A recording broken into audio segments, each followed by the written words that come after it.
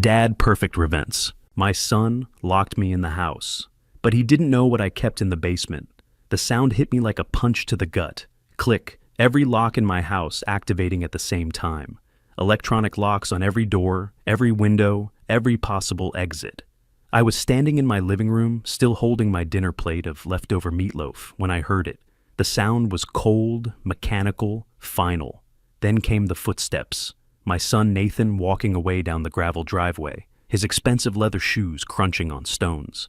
His BMW started up with that smooth German purr, and I ran to the front door like an old fool. I pushed it with my shoulder. Nothing. Locked tight as a bank vault. Nathan! I banged on the reinforced glass with both fists. Nathan, what the hell is going on? But his taillights were already disappearing into the darkness down our long driveway, and I was left there with my hand pressed against the cold glass, my breath fogging up the surface.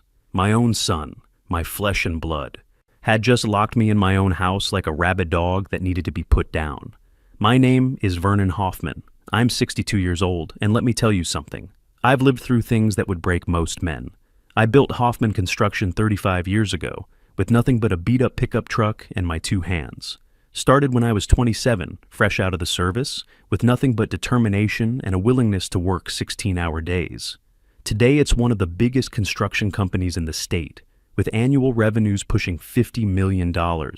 I survived Vietnam, economic crashes, the death of my wife Beverly 6 months ago from cancer. But I never thought my own son would do this to me. I tried every door in that house, front door, back door, garage door, even the little side door that leads to the garden shed, all locked. The electronic panels next to each one blinked red like angry eyes, red like blood, like betrayal. I found my phone, the one Nathan had upgraded for me last month. No. Signal, 0 bars. Impossible. There's always signal here in the hills. The landline was dead too. When I picked up the receiver, there was nothing but dead silence. No dial tone. Nothing. That's when it hit me like a sledgehammer to the chest. This wasn't random. This was planned. Meticulously planned. The new locks Nathan installed last month for your security dad. The latest technology. The phone problems that started after he updated my system to keep you safer from scammers.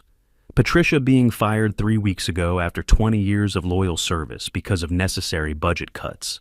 It all made perfect sense now, fitting together like pieces of a jigsaw puzzle I'd been too blind to see. I sat in Beverly's old chair, the one with the worn fabric where she used to sit, and read her romance novels in the afternoons. The house felt different now, bigger, empty, like a prison instead of a home.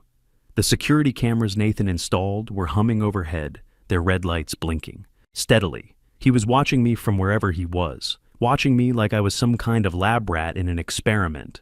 For a moment, the weight of it all nearly crushed me. Here I was, Vernon Hoffman, who'd built a multi-million-dollar company from scratch, who'd survived combat in Southeast Asia, who'd buried more friends and family than any man should have to. And now I was trapped like an animal by my own son. The son I'd raised, educated, brought into the business. The son I'd trusted with everything. But then something sparked inside me. Maybe it was the old soldier's instincts kicking in. Maybe it was just plain stubborn pride. But I realized something important. Nathan had made one mistake. A big one. Because that night, while he thought he had me trapped and helpless, I remembered something he never knew about. Something Beverly and I built 30 years ago during the crazy times in the 1980s, when businessmen were getting kidnapped left and right, when having money made you a target. I walked to the basement door. It was an old wooden door that most people wouldn't even notice, tucked away in the hallway next to the kitchen. Nathan never went down there. It's dirty, he'd always say when he was a kid. Smells like mold and old concrete. Perfect. Because what's down there, hidden behind years of dust and forgotten storage boxes, he doesn't know about. Nobody knows except Beverly and me. And she's gone now, taken by that damn cancer that ate her alive in 3 short months. I opened the door and started down the creaky wooden steps, each one groaning under my weight. My knees aren't what they used to be. 62 years and hard living will do that to a man. The basement was small and cluttered, filled with old tools, Christmas decorations, boxes of photos and memories from better times. But I wasn't interested in any of that nostalgic junk. I walked straight to the metal shelf against the back wall, the one that's been sitting in exactly the same spot for 3 decades. My fingers found the hidden latch behind the right frame, just where Howard Davis had installed it all those years ago. Click. The shelf slid to the left on hidden rails, smooth as silk despite the years, revealing what was behind it. A steel door painted the same gray color as the basement wall, invisible unless you knew exactly where to look and what you were looking for. I turned the heavy handle and stepped into total darkness that smelled of cool earth and possibilities. My hand found the flashlight hanging on the hook where I always kept it, right next to the entrance. The beam cut through the darkness like a sword, revealing our secret, our salvation, a tunnel. 6 feet wide, 8 feet high, reinforced concrete walls stretching into blackness. It extended 200 meters north, toward freedom, toward a life Nathan didn't know existed. Beverly and I built this back in 1985, when the kidnappings were at their worst. Businessmen were disappearing left and right, held for ransom sometimes, found dead on remote highways. We hired Howard Davis, a civil engineer and old Army buddy from my Vietnam days. Told him we needed an escape route if things went south. Howard asked no questions, just drew up the plans, kept his mouth shut, and built it right. The construction took 6 months of secret work, mostly at night and on weekends. We told everyone we were putting in a new septic system, which explained all the digging and concrete trucks. Howard's crew thought they were building storm drainage. Only the 3 of us knew the truth. At the end of that tunnel, 200 meters through Carolina clay and bedrock, was a little house in the St. Joseph neighborhood. 5 blocks from my mansion, but it might as well have been another world entirely. We bought it through a shell company Howard set up, paid cash, no mortgage, no paper trail leading back to us. Nobody knew it was ours. 2 bedrooms, 1 bathroom, simple furniture bought at estate sales, canned food in the pantry, bottled, water in the closets, old clothes in the dressers, everything we'd need to disappear if we had to vanish overnight. Beverly always said, "You never know when we'll need it, Vern. Dangers change faces, but they always come back wearing different masks." She was right about that, right about everything, as usual. I walked through that tunnel for the first time in 2 years. Every step felt like walking toward freedom. The concrete was solid, the air circulation system Howard installed, still working perfectly. When I reached the other end, I climbed the steps and emerged into the storage room of the little house. Everything was exactly as we'd left it, dust-covered but intact. I changed into the old clothes we kept there, blue jeans, a faded plaid shirt, work boots that had seen better decades. I looked at myself in the cracked mirror hanging on the back of the bedroom door. I wasn't Vernon Hoffman anymore, construction company owner, man of substance and reputation. I was just Eddie, a regular guy from the neighborhood.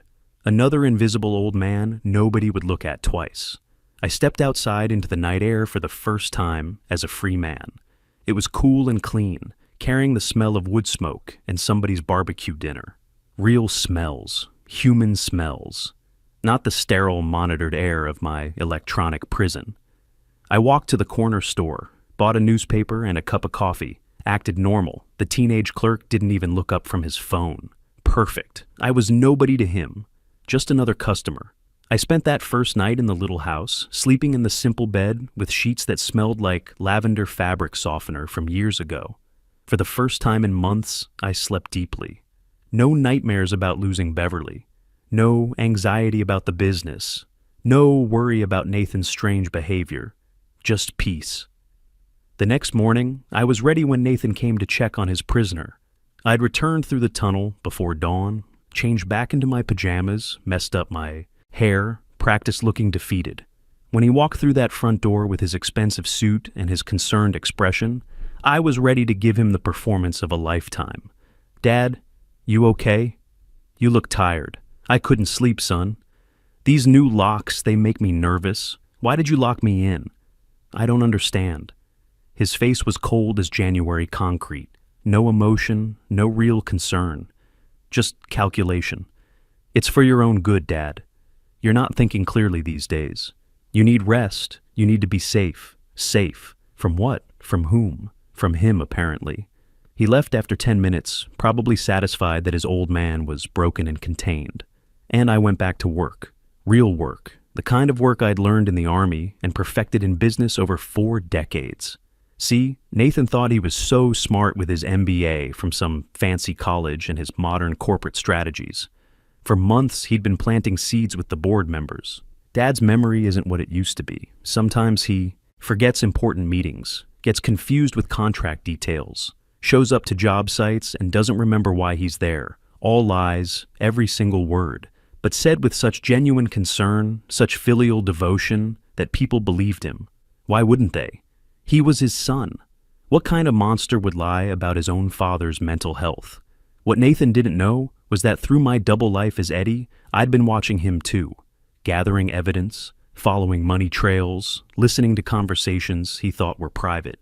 And what I discovered made my blood run cold. This wasn't just about controlling an old man. This was about stealing everything I'd built and selling it to the highest bidder, regardless of what that meant for American jobs or American families. I found out about A&B Consulting first, a shell company Nathan and his wife, Helen Rodriguez, had set up to funnel money from our accounts.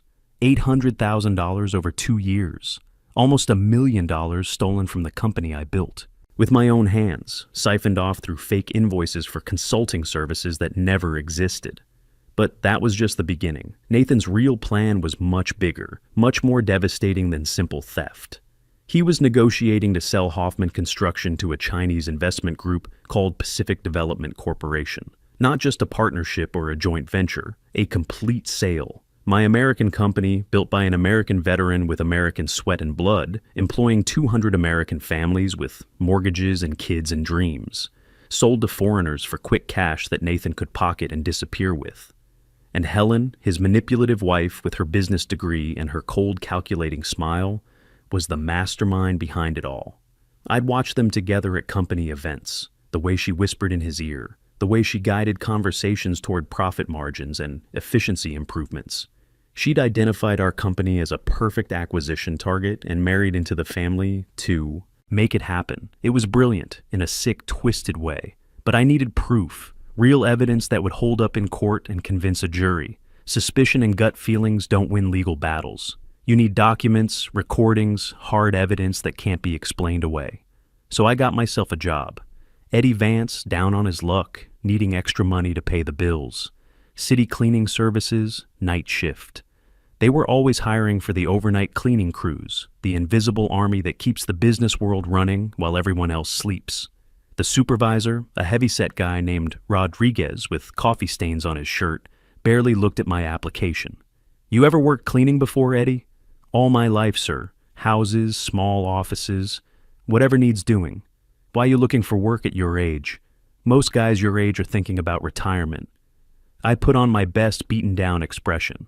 "Social Security don't cover everything, sir. Wife died last year. Medical bills ate up most of our savings. I still got rent to pay." He nodded, understanding completely. Another casualty of the American healthcare system. "All right, you start Monday. Night shift, 8 p.m. to 2 a.m. We got you assigned to the Hoffman Construction building downtown. You know it?" I almost choked on my own spit. "Yeah, I've heard of it. Big construction company, right?" "That's right. Pay is $15 an hour, cash at the end of each week. Don't touch nothing on the desks, don't read no papers, don't use the computers. We catch you doing anything besides cleaning, you're fired, and we call the police. Understood?" "Yes, sir." Understood completely. For 3 weeks, I pushed a mop through the offices I'd once ruled, the executive floor where I'd made million-dollar decisions, where I'd built a reputation for honesty and quality work. Now, I was just another invisible janitor in a blue uniform, emptying trash cans and wiping down conference tables. Nathan walked past me dozens of times during those 3 weeks. He'd stay late, working on his schemes, making phone calls he thought nobody could hear. Sometimes Helen would be with him, and they'd sit in his office, my old office, planning my destruction like they were organizing a company picnic. To them, I was nothing, less than nothing, just an old man in coveralls pushing a cart full of cleaning supplies. They looked right through me like I was a ghost. It was perfect camouflage, and it hurt like hell at the same time. But while I cleaned, I gathered evidence. I photographed documents left on desks after hours. I recorded conversations using a small digital recorder hidden in my cleaning cart. I watched Nathan and Helen plan my downfall, laughing about it like it was the most natural thing in the world. The worst part wasn't the money, though $800,000 is nothing to sneeze at. The worst part was listening to Nathan talk about me like I was already dead and buried. When the old man is completely out of the way, he'd say to Helen, when we get full control of the assets. The old man, his father, disposable. I kept copies of everything, financial records showing the fraudulent transfers, forged documents with my signature, or what was supposed to be my signature. Recordings of Nathan admitting to the theft, to the plan to have me declared mentally incompetent. I even got video of him meeting with the Chinese investors, shaking hands on the deal to sell my life's work to Pacific Development Corporation. During the day, when I was supposed to be locked in my house going slowly crazy, I was actually living my double life in the St. Joseph neighborhood. My neighbor Al Richardson turned out to be the best friend I'd had in years. Retired auto mechanic, 67 years old. Wife died 3 years ago. Kids moved away and never call. We'd drink coffee every morning at 7 a.m., sharp on his back porch, talking about everything and nothing. Baseball, politics, the weather, women we'd loved and lost. Real conversation between two men who'd worked with their hands and knew the value of honest labor. No agenda, no corporate politics, no family drama. Just friendship, pure and simple. You know what's funny about getting old, Eddie? He said one morning, stirring sugar into his black coffee. You realize how much time you wasted on people who didn't deserve it. If only he knew how right he was. 3 weeks of evidence gathering. 3 weeks of watching my son plan my destruction while pretending to be a grieving son concerned about his father's failing mental health. But I was patient. I'd learned patience in Vietnam, refined it in business. Sometimes the best strategy is to let your enemy think they're winning while you prepare the final blow. That moment came on a Friday in October. Emergency board meeting. The agenda was bland corporate speak, future leadership discussion, and transition planning, but I knew exactly what it meant. Nathan was finally ready to make his move. I arrived at the building early that Friday.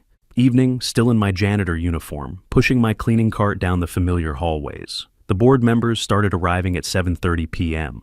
12 people who would decide the fate of everything I'd built with my own hands. Men and women I'd worked with for years, shared meals with, celebrated successes and weathered failures together. They had no idea they were about to become witnesses to the greatest performance of my life. Nathan arrived last, as always. Confident stride, expensive briefcase, perfectly pressed suit that probably cost more than most people make in a month. He didn't even glance at me as he walked past my cleaning cart. Why would he? I was nobody. Just another piece of furniture in the hallway. The meeting started at 8 p.m. sharp. I could hear Nathan's voice through the heavy conference room door, smooth and professional, laying the groundwork for his betrayal. Gentlemen, ladies, it pains me deeply to bring this matter before you, but we need to discuss my father's declining mental state and what it means for the future of our company. That was my cue. I knocked on the door, no answer. I knocked louder, more insistent. Yes? Nathan's voice, clearly annoyed at the interruption. I pushed my cart into the room slowly, hunched over like an old man defeated by life. Excuse me, gentlemen. Sorry to bother you folks. Just need to empty the trash cans real quick. 12 pairs of eyes looked at me with barely concealed irritation. These were important people with important business, and here was some old janitor interrupting their meeting. Nathan waved his hand dismissively, like he was shooing away a fly. We're in an important meeting here. Can you come back later? But I didn't leave. Instead, I straightened up slowly. I took off my cap and set it carefully on my cleaning cart. Then I removed my glasses, the cheap reading glasses that made my eyes look smaller and weaker. One board member frowned. Sandra Mitchell, who'd been with the company for 15 years, squinted at me like she was trying to solve a puzzle. There was something familiar about the man standing in front of them, something that didn't quite fit. Then I spoke, not in Eddie's quiet, submissive voice, in Vernon Hoffman's voice. The voice of authority they'd heard in this very room hundreds of times over the years. Good evening, everyone. Sorry I'm late to my own meeting. The silence was so complete you could have heard a pin drop on the carpet. Nathan's face went white, completely white, like all the blood had drained out of his body. His mouth opened and closed like a fish gasping for air. Surprised to see me, Nathan? He found his voice, barely a whisper. Dad? What are you doing here? I reached into my cleaning cart and started pulling out files, documents, flash drives, evidence I'd been gathering for 3 weeks. You thought you had me locked up, didn't you? Thought I was helpless, thought I was finished. I threw the first stack of papers onto the conference table. Here's what my son has been doing while I was supposedly losing my mind. More documents hit the table. Financial records showing the shell company, the fraudulent transfers, the stolen money. $800,000 embezzled through A and B Consulting, a fake company set up by Nathan and his wife, Helen. Forged signatures on contracts I never saw. Duplicate checks made out to accounts I never authorized. The room exploded. Board members grabbing documents, shouting questions, some standing up in shock. Nathan tried to run, actually tried to bolt for the door, but Eugene Walker, my assistant for 20 years, had moved to block his escape route. But wait, I said, raising my voice over the chaos. There's more, much more. I pulled out the flash drive, held it up so everyone could see. Recordings of my dear son planning to sell this American company to Pacific Development Corporation, a Chinese investment group, planning to sell out 200 American jobs to foreign investors for a quick payday. I plugged the flash drive into the conference room computer. Nathan's voice filled the room, clear as a church bell. Once the old man is completely out of the picture, we can finalize the deal with Pacific Development. $85 million for the whole operation. Dad will never even know what hit him. Helen's voice followed. The medical documentation is ready. Progressive dementia with violent episodes. No court will question a son trying to protect his dangerous father. Sandra Mitchell stood up, her face flushed with anger. Nathan, is this true? Have you been planning to sell the company? Nathan finally found his voice. You don't understand. The Chinese offer was incredible. We could have made a fortune. I laughed, but there was no humor in it. Son, you don't seem to understand something important. This company isn't yours to sell, and it never will be. I looked around the table at the board members, these people who had believed Nathan's lies about my mental state. You want to know the truth about my mental health? I've spent the last month living a double life, gathering evidence of my son's betrayal. I've been working as a janitor in my own building, documenting every theft, every lie, every plan to destroy what we built together. Does that sound like a confused old man to you? Eugene Walker was already on his phone. I'm calling the police, Mr. Hoffman. Thank you, Eugene. Call Detective Morrison. Tell him we have a case of embezzlement, fraud, and conspiracy. Nathan collapsed into his chair like a deflated balloon. All his arrogance, all his smooth confidence, gone in an instant. He looked at me with something I'd never seen in his eyes before. Genuine fear. Dad, please. I'm your son. We can work this out. Family shouldn't... Family? I cut him off. Son, you locked me in my own house. You stole from the company I built. You planned to have me declared insane. You tried to sell my life's work to foreign investors. What part of that sounds like family to you? The police arrived within 10 minutes. Detective Morrison, a good man who'd handled security for some of our construction sites. He listened to my explanation, reviewed the evidence, and did what had to be done.